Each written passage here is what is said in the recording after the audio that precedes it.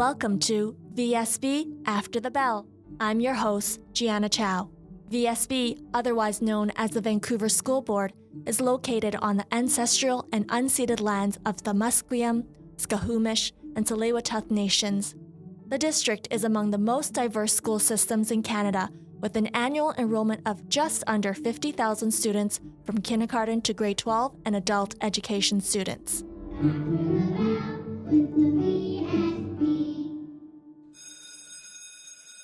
Welcome as we kick off Season 2 of VSB After the Bell. I hope everyone had a chance to have a relaxing and restful summer.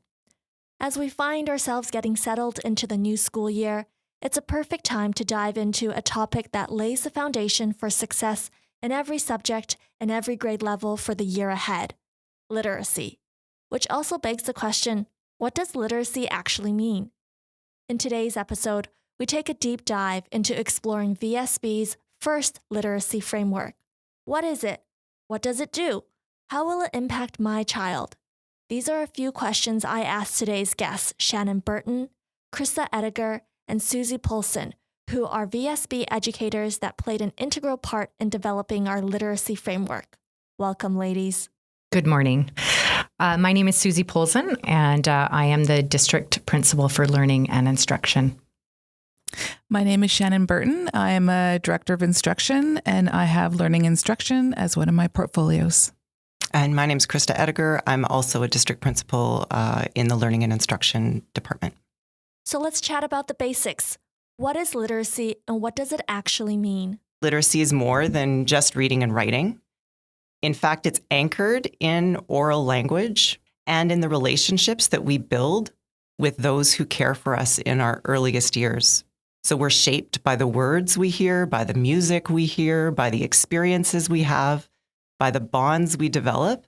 And these form the beginnings of our background knowledge and our vocabulary, which help us eventually navigate print when we start to interact with text, as well as helping us navigate pictures or social situations even.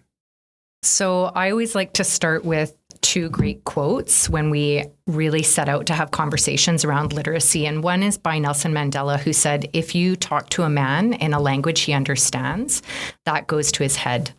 If you talk to him in his language, that goes to his heart. Additionally, Chomsky is also another one who thoughtfully shared a quote that goes like this: a language is not just words, it's a culture, a tradition, a unification, or a community, a whole history that creates what a community is. It's all embodied in a language. That idea for me and the power that it has to unify and strengthen while speaking to the heart of a culture and community is a really great place to start. Shannon, is there a definition that defines what literacy means? We can look at the definition that the Ministry of Education and Childcare has, which is the ability to understand, critically analyze, and create a variety of forms of communication, including oral, written, visual, digital, and multimedia to accomplish one's goals. Basically, literacy isn't just about reading and writing. It's about being able to navigate and comprehend different forms of communication. So that could be a book, a video, a website, or even a podcast like this one. And it also doesn't stop there. It is about the ability to express yourself effectively. Being literate really means you can communicate your message in a way that other people understand. So that means you're able to make others comprehend, understand what you're trying to get at, the ultimate message. Yep, that's right. I think literacy also helps us to make decisions, to separate fact from fiction. So what information do I need to answer this question or to complete this assignment or to engage in this conversation? What do I do when I go online and I see really quickly that 14 people are saying 14 different things? So literacy is actually quite abstract. Originally, before I spoke to you today, I understood literacy as reading and writing, but I'm learning that there's a cross-functionality of being literate, meaning you can understand and comprehend concepts that can transfer into science, social studies, English or math, or even PE. Am I on the right track here? Take the PE as an example. We can be physically literate. So we might be an expert on the soccer pitch, and that might help us to gain literacy in the physical realm. We might understand what it means in soccer to have a man advantage. And then even if I might not be very good at water polo, if I have that physical literacy, I'm going to learn more quickly how to be an effective water polo player in the pool because I understand some of the elements. You talk about context. I really like the definition of from the National Council of the Teachers of English. And they say at its simplest, literacy is the way that we interact with the world around us, how we shape it and are shaped by it. Okay, so we've talked about what literacy is. Let's pivot to the framework now. Why is it important for VSB to have it?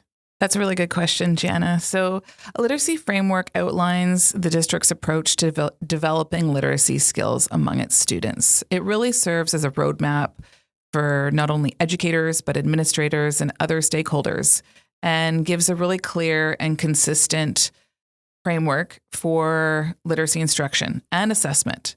And it promotes consistency, quality, equity, and accountability with regards to literacy. So it's a guideline for us. Is this new for VSB? And if so, why now? What's the purpose of a literacy framework? So, Gianna, this is the first framework of its kind in Vancouver. And when I really think about why it's so crucial, I keep coming back to that idea of it being something that grounds us while ensuring we're continuing to keep learners at the center, while, of course, encouraging ongoing critical discourse. So, especially given that notion of us needing to be responsive.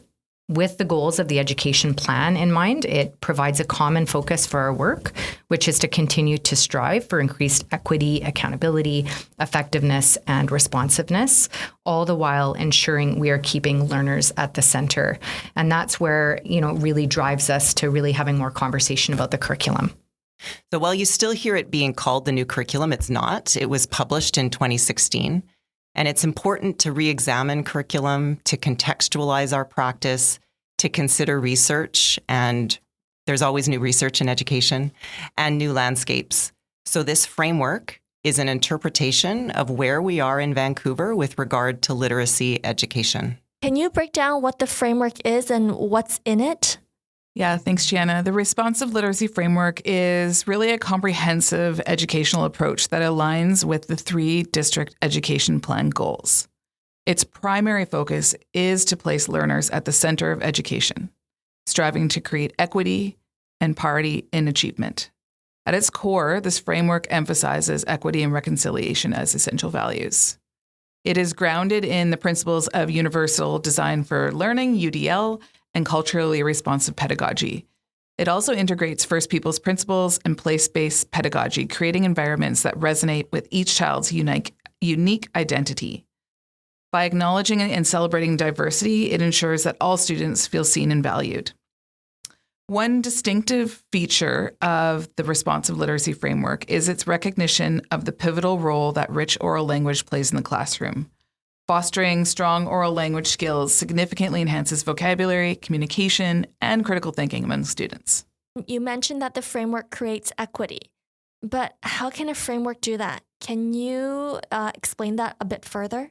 Well, I think even the incorporation and the partnership in working with the Indigenous Ed team and making sure that the First Peoples principles of learning are a big part in culturally responsive pedagogy, that is a really good place to start when we talk about equity. I agree. And actually, if I think about it, when I was growing up, there wasn't a lot of focus on Indigenous studies or their culture. So I definitely see that change. And my children today, when they go to school, there's a lot more emphasis on the Indigenous culture. Yeah, and even around place-based learning, right? We're really trying to take big steps in understanding the lands and where we are and where we're situated. And when we talk about things like place-based learning and how do we incorporate that meaningfully into curriculum design and implementation in a literacy framework, it is the start. It's where we can begin. What is place-based learning? I mean, place-based learning is really about interacting, taking the curriculum, designing it in such a way that you can implement it using basically like what's around you, the outside. So when we talk about outdoor education, that's place-based learning. It can be something as simple as, I recall doing, an integrated science unit where we were talking about neurons, and we got the kids outside and we asked them to build neurons using only nature, like things out in nature. So it's getting the kids to connect and interact with what's around them outside, often, of the classroom. I think part of the uniqueness of the framework, too, is acknowledging and celebrating diversity and ensuring that all students feel seen and valued. Recognizing that oral language plays an important role in the classroom, and that fostering oral language improves comprehension, communication, and critical thinking among students. So this is in the curriculum that every school in BC would adopt to. Yeah, absolutely. These are the big ideas that are at the foundation of our English language arts curriculum. And I think it's important to note that literacy isn't English language arts. Literacy lives across subject areas. So our science teachers and our social studies teachers, even in high school, are literacy teachers as well. We all are. One other piece that I just wanted to mention is in the framework as well are terms that relate to what we call structured literacy. And it's a critical component of this framework. And these terms include fluency, comprehension, vocabulary, phonemic awareness, and phonics. And these elements are made visible in the curriculum. They provide a strong foundation for oral language development and for reading and writing. So I understand fluency, comprehension, vocabulary, because those are concepts that I grew up with. But what about phonemic awareness and phonics? Can you give our listeners a concrete example of what that is? Sure. So phonemic awareness is the most complex phonological awareness skill. It involves recognizing that spoken words consist of a sequence of speech sounds known as phonemes. So if you see the word cat, you know it has 3 sounds, k, a, t. You can hear, identify, manipulate the different sounds heard to make words. Cat. And how about phonics? So phonics is the ability to understand and apply the relationship between letters and their corresponding sounds when you're reading and writing. It's essentially the skill of translating print into speech. So written word and language, you see cat, you know there's letter symbols and written words. You can say each sound and phoneme in the word, and you can segment to say and write that word. So phonemes and phonics really work together to help us read and write. Yes, and then there's phonological awareness, which is the ability to hear, identify, and engage with the sounds in our oral language. So hearing cat is one word, hearing cat is one syllable, and knowing cat rhymes with hat, and knowing that cat starts with C.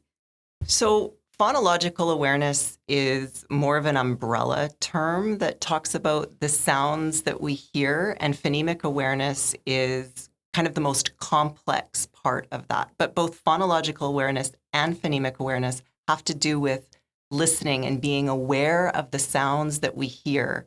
So if we hear a word, for example, we might tell that word involves 3 or 4 distinct sounds. Mm-hmm. We're able to kind of pick that apart with our ears. Phonics is the relationship between sounds and print, the squiggles on the page, for example. And so that's when we start to have that interplay with what's on the page. Deanna, I'll maybe step in here because as somebody that came in late to the process around the framework, one of the things that struck me and that I like the most about it is that it really emphasizes the importance of focusing on all learners.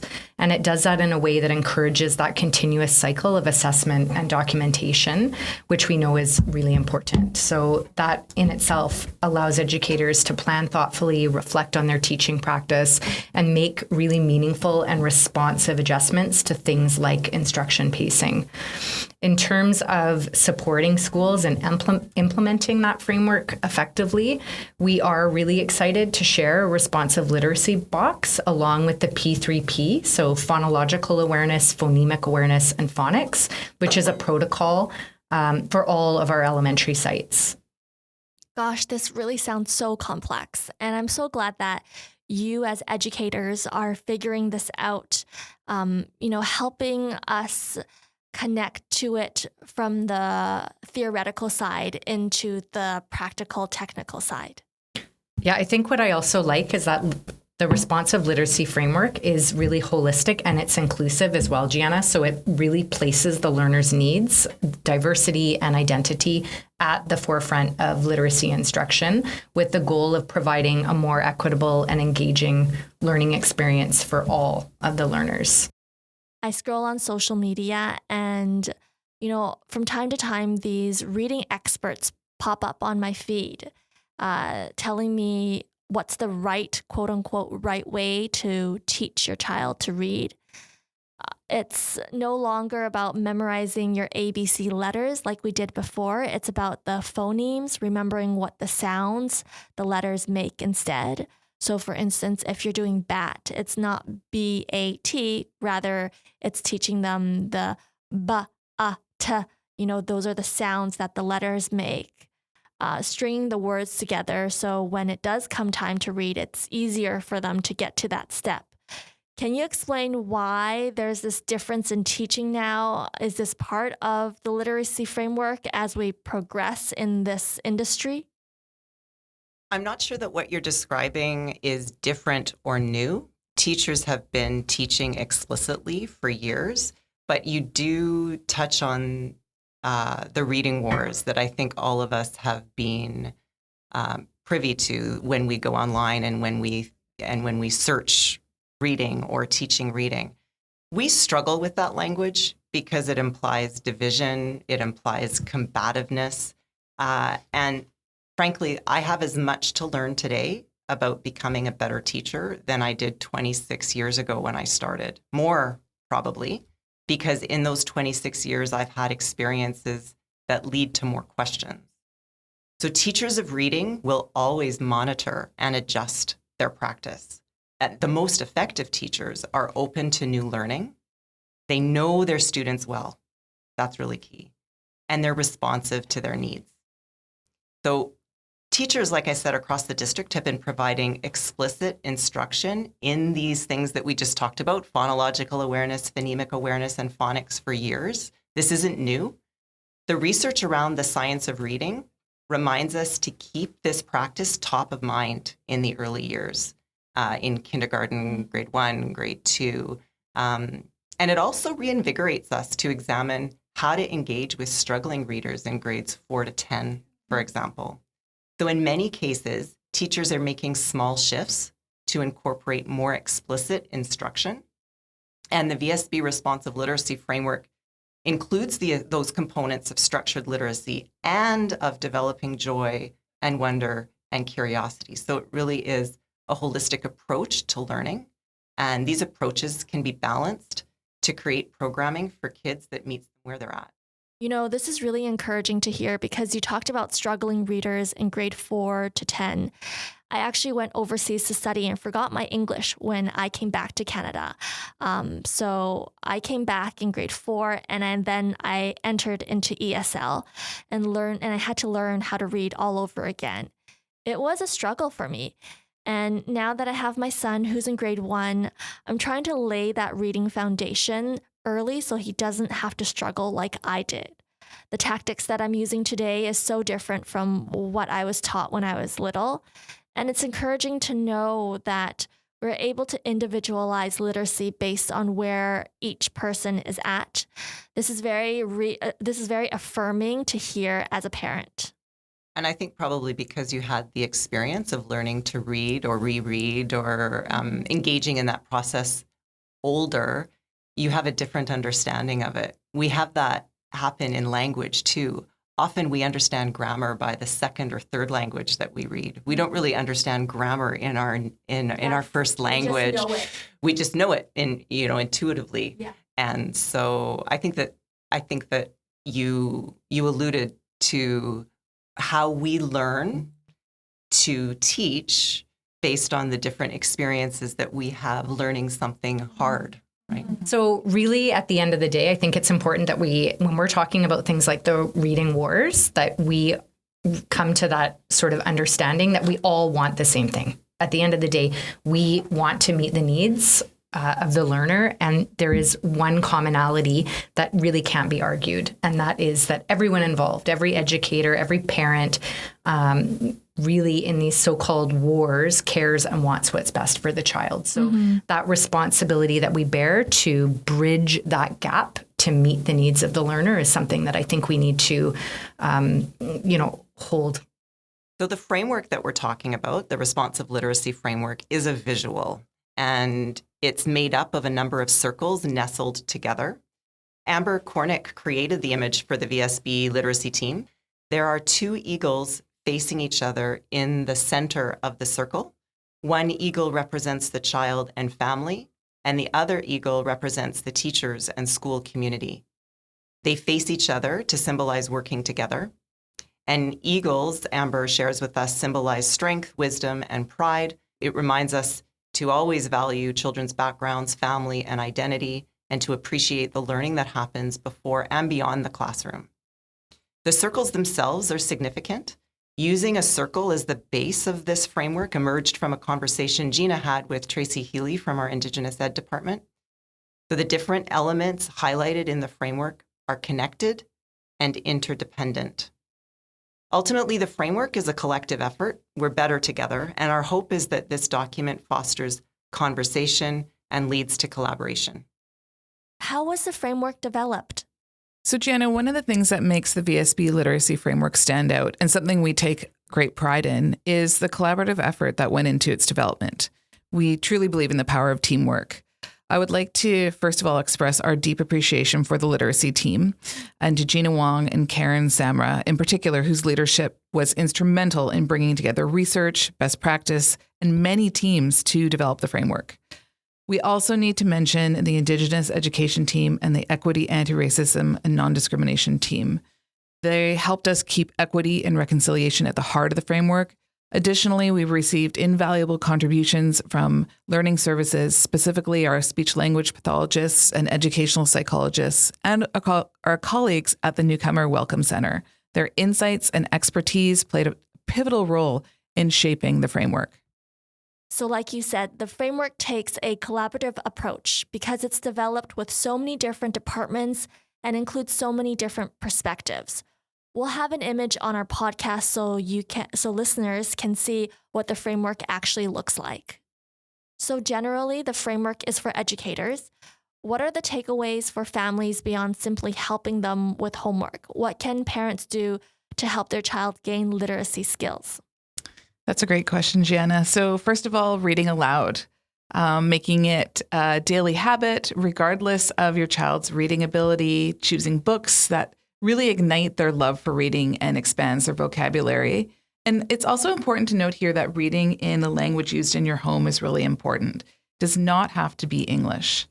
Also encouraging independent reading and letting your child pick books that interest them. You can visit your local library to ask the librarian to help recommend books that would be based on your child's interest and reading level. Also talking about the books, engaging in discussion about the story, asking open-ended questions to your child and what their thoughts are about what they read. It's a big time commitment for parents to, help them read, and reminder to parents to be patient. And sometimes it's normal to lose your patience, especially with early readers. We need to give ourselves some grace and also understand it's a commitment on the parent side to make sure you develop those skills, you nurture those skills for your child. Yes, definitely. That's a great point. Every child progresses at their own pace. And being patient with that is very important. Celebrating their successes, whether it's now being able to speak one word that they couldn't speak the day before, or being able to segment something, those are small achievements that must be celebrated. To that, I'd add that if we espouse a broad view of literacy, so if we accept that literacy is about how we shape our world and are shaped by it, as parents, perhaps the most important thing we can do for our kids is to support and strengthen their curiosity. So instead of asking, how was your day? Or what did you learn today? I ask, what question did you ask today? Or a variation of that. Or what's the best question you heard in your class today? So it's subtle, but it helps to reframe our conversations at home to ones that reinforce agency. And if we circle back to literacy, the asking and answering of questions builds background knowledge. And as we move up the grades, and as the focus of literacy instruction shifts to decoding, understanding the code, background knowledge helps students build connections and helps them make meaning across subject areas. Yeah, that's really great advice. I know for myself, I used to ask my son, "How was your day today?" And he would answer in the form of what he ate for lunch. And as he's getting older, I've kind of shifted the questions. And so I ask him, "What are your highlights, medium lights, and low lights?" At the beginning, he talked about breakfast, lunch, and dinner. He's clearly obsessed with food. But now he's starting to reflect on his day. And I guess that's building on his critical thinking and self-awareness. Those are really helpful tips. Are there any last takeaways that you want our listeners to know from an educator's perspective? So I think it comes back to relationships. And, we've talked a lot about relationship with literacy, but I think the relationship that you have with your child's classroom teacher, the relationship your child has with the classroom teacher is paramount in the process. And so my big takeaway would be that as we begin to develop our own relationships with literacy, that making these little shifts, how we actually engage with a parent or with a teacher rather in a parent-teacher conference, it's those subtleties of actually shifting those questions too. Those ones that you as a parent ask your own child can also be, used in a classroom capacity as well. So that for me would be, again, something that we would want to highlight. So don't be shy. Talk to your classroom teacher. It's a journey together. It's not just all on the teacher, and it's not just all on the families. It's working together. Do you have any advice or suggestions on good questions to ask at parent-teacher conferences? Well, I know we talked a lot about strengths. We talk about really flipping that narrative. And I know as a parent, the first thing that we often default to is, what is my child doing wrong so that I can fix it? How can I make this better? And what I love about the evolution in education is how we are really focusing more on being strengths-based and capitalizing on the strengths of our kids. I imagine how different things would have been for me when I was growing up in education had it been strength-based focused. So I think that's a good starting point for parents, really reminding ourselves what our children do well and how can we masterfully and creatively work from those strengths to develop in other areas. Okay. And three good questions are, where is my child now? Where are they going? And how are they going to get there? And that how are they going to get there is, what the child has to do, how they're being supported at the school, and how then the parent is supporting them as partners or the caregiver in education. These are really, really great takeaways. I just want to emphasize the importance of strengths. And I think sometimes we push it aside. Like Suzie said, give me the constructive criticism because that's how I'm going to grow. But I think we really need both.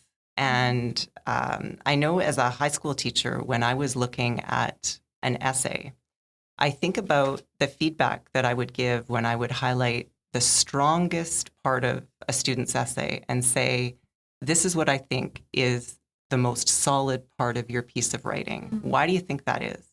So I'm focusing their attention on the part of their writing that they've done the best. And I think that in some ways that is as powerful as my saying that the sentence structure is poor or pointing out things that they're going to, need to do differently. I think we need both. We need both. And I think we have leaned into the constructive criticism a little bit too much, perhaps. And perhaps here we always talk about balance. Perhaps we need to rebalance that and focus on strengths meaningfully and specifically in order to help us understand our kids. That's a really good point. This constructive criticism, I know for myself, even at the last parent-teacher conference last week, I asked my son's teacher, So, what can he improve on? And that's really all I focused on. But this is a good reminder to also focus on the positives because celebrating the successes is actually helping our kids be confident. So, you're raising a confident and a resilient child. Thanks so much for the insightful conversations. We learned that literacy isn't just about reading and writing, it's about empowering our students to communicate effectively, think critically, engage meaningfully with the world around them. It's really a skill that opens the door to endless possibilities. Literacy is the foundation upon which all of other learnings are built on, whether it's math, science, social studies, or any other subjects. Strong literacy skills are the keys that unlock success. As we embark on this new school year, we're setting the stage for academic achievement, personal growth, and bright futures for every student in our district. Our literacy framework is a testament to our commitment to excellence and education.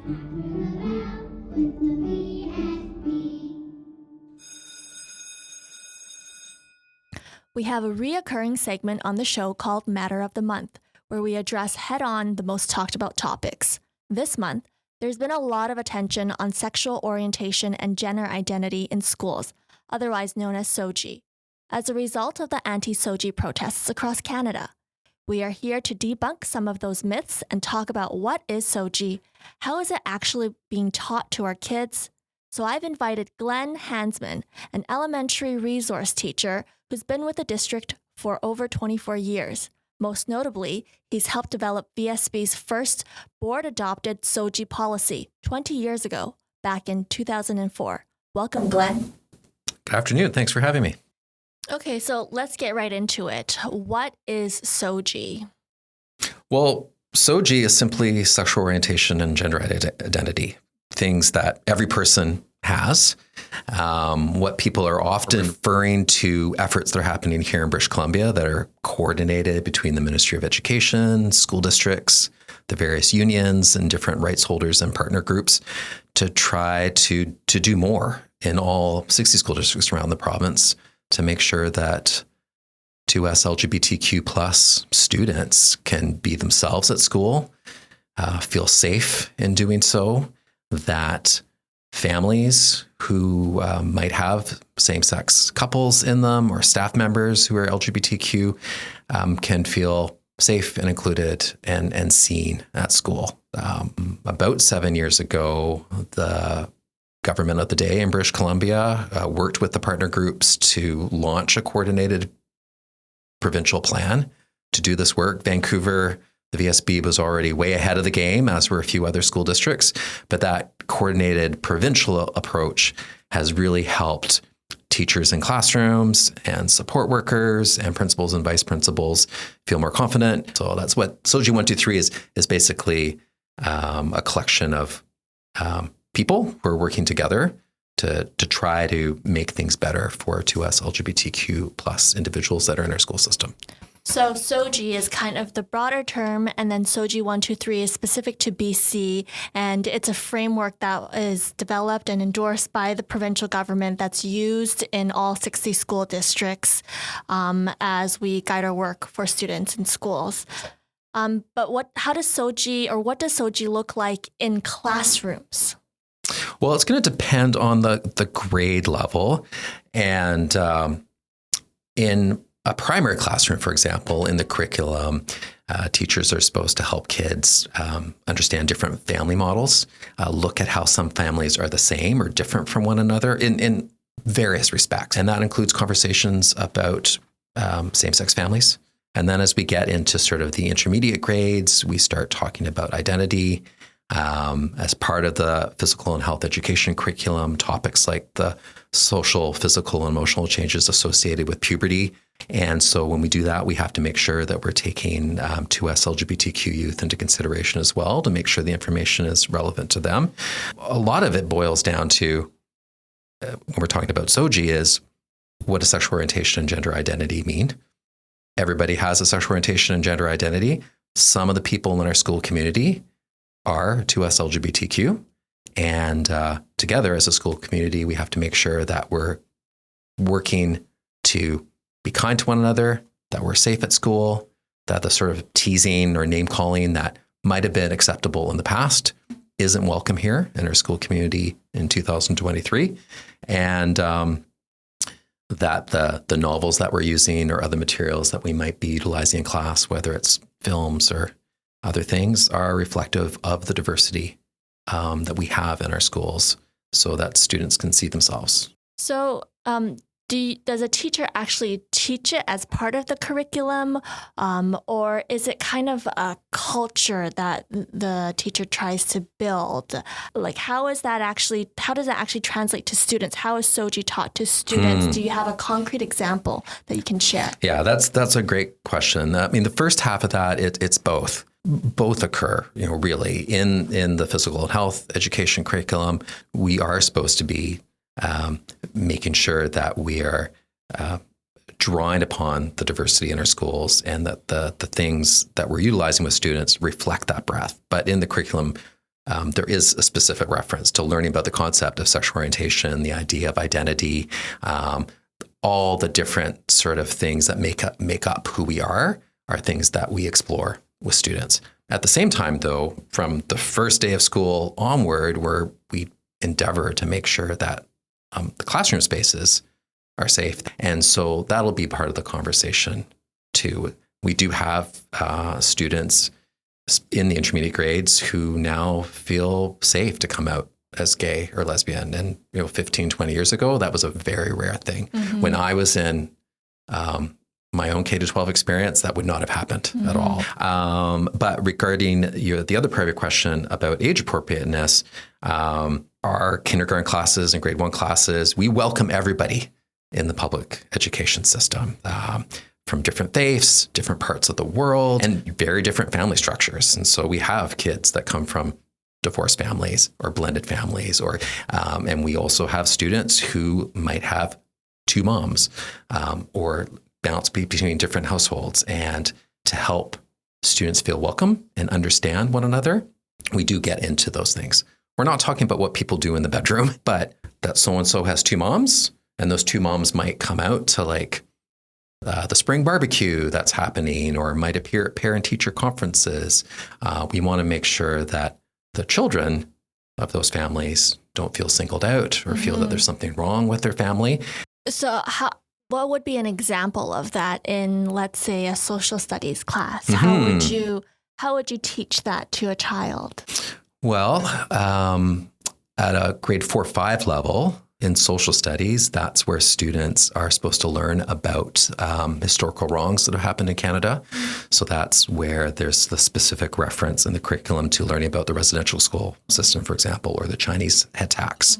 It's also a space where I've seen teachers over the years do really great stuff around the advocacy and organizing that occurred over decades to try to obtain marriage equality in this country. And that's something we would do in sort of those middle years. In younger grades, a lot of it is around just basic terminology, just sort of gradually showing that our schools have a lot of people and from different walks of life and different backgrounds. And that's sort of what we're doing in primary class. As we get in the upper grades, though, of course, students are able to handle sort of more nuanced and sophisticated things. And so learning about cultures around the world, learning about discrimination in Canadian society, learning about the law, learning about the BC Human Rights Code and the Charter, and also the resistance to people who are advocating for certain things. And so,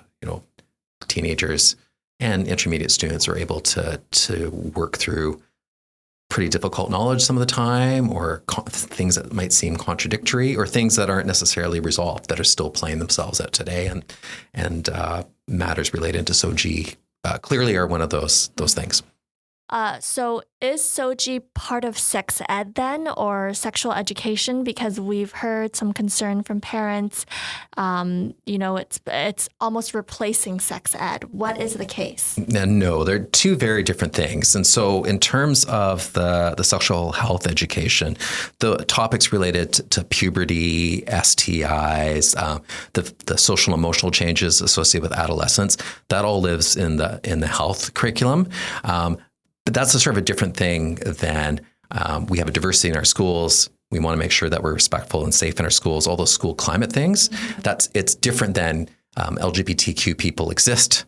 Some of our students may be gay or lesbian or trans. Staff members are, some families are, and we need to work together to make sure that schools are safe and inclusive of them. And so it's two different buckets. They're not completely separate because, of course, SOGI does relate to sexuality, but they're sort of two different matters.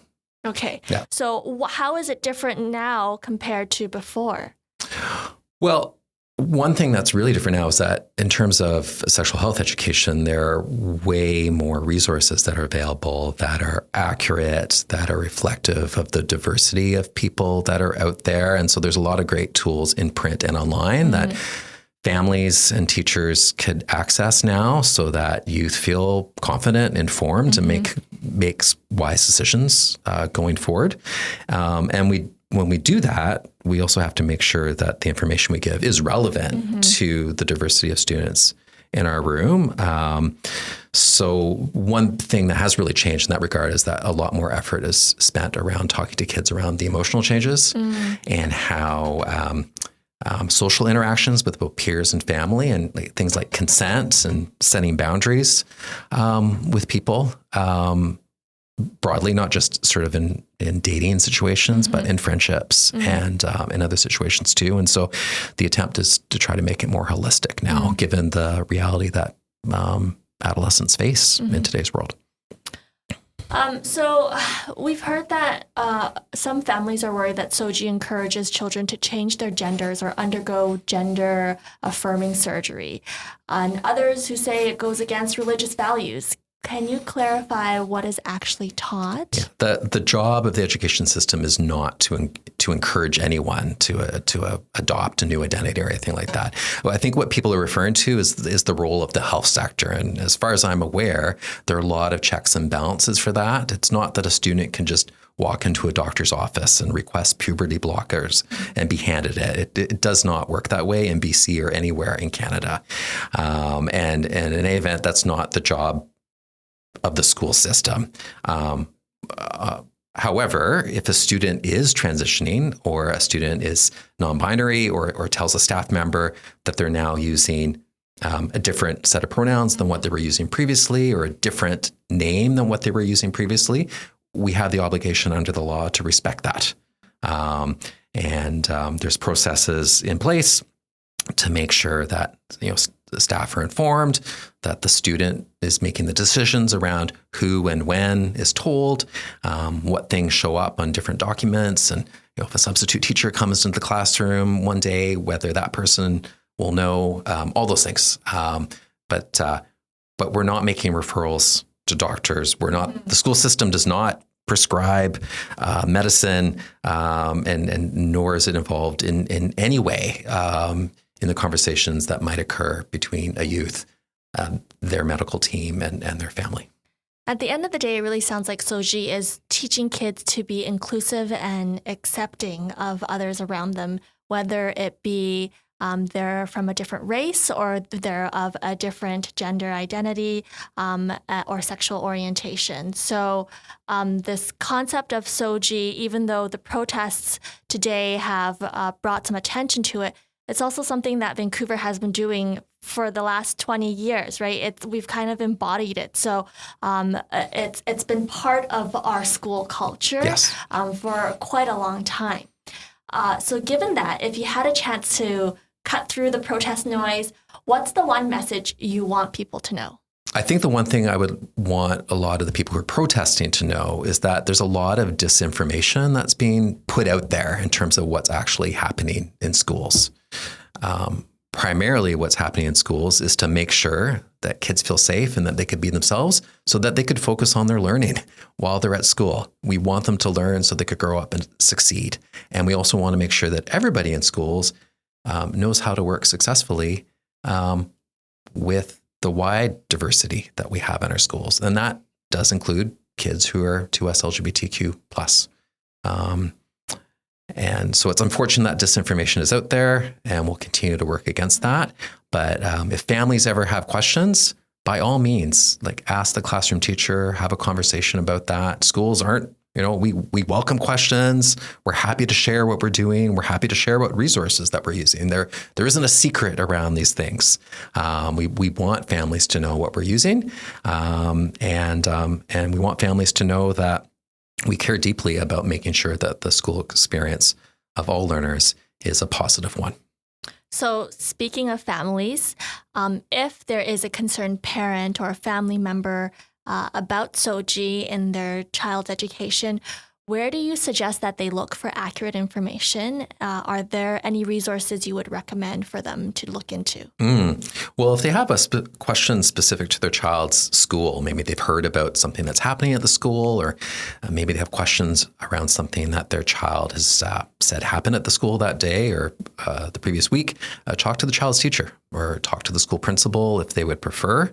But there's lots of great resources that are available online that parents can go to if they have questions around, like, what is the SOGI 123 program or resources. They're all available online for people to look at SOGI123.org. It's there. It's public. The Ministry of Education has materials as well for parents to look at.